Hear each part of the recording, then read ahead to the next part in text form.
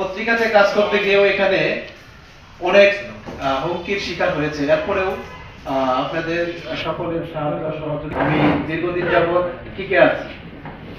ভবিষ্যতে যেন আমি সেই সংগ্রামের ধারাবাহিকতা বজায় রেখে দেশপ্রেম ও ইসলামী মূল্যবোধ নিয়ে কাজ করতে পারি, সেই আশা ব্যক্ত করে আমি আমার কথা শেষ করছি। আসসালামু আলাইকুম। আগামী দিনে সংগ্রামের পথ চলা সুন্দর হোক, আরো বেগবান হোক, সত্য ন্যায়ের পথে এই সংগ্রাম অগ্রণী ভূমিকা রাখবে এই প্রত্যাশা রেখে সকলকে ধন্যবাদ জানিয়ে আমার কথা শেষ করছি। আসসালামু আলাইকুম ওয়া রাহমাতুল্লাহি ওয়া বারাকাতুহু।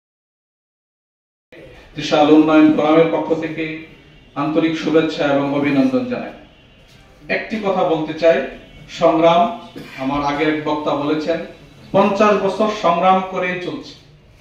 সংগ্রামের মধ্য দিয়ে সংগ্রাম এগিয়ে যাচ্ছে এবং সত্য বস্তুনিষ্ঠ সংবাদ পরিবেশনে আমি মনে করি যে কয়েকটি পত্রিকা দীর্ঘদিন এই সম্পাদনার দায়িত্ব পালন করেছেন, বাংলাদেশের মধ্যে একজন স্কলার ব্যক্তি, ইসলামিক স্কলার, একজন ঔপন্যাসিক, একজন নাট্যকার এবং একজন লেখক এবং বুদ্ধিজীবী জনাব আবুল আসাদ, ওনার সুস্বাস্থ্য এবং